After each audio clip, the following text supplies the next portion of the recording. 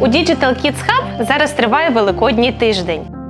Ми плануємо залучити до нашого центру понад 100 дітей.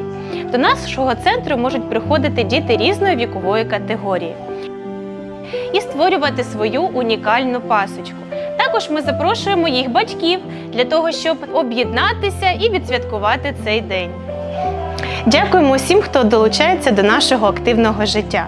Ми вітаємо усіх з великодніми святами та чекаємо у Digital Kids Hub.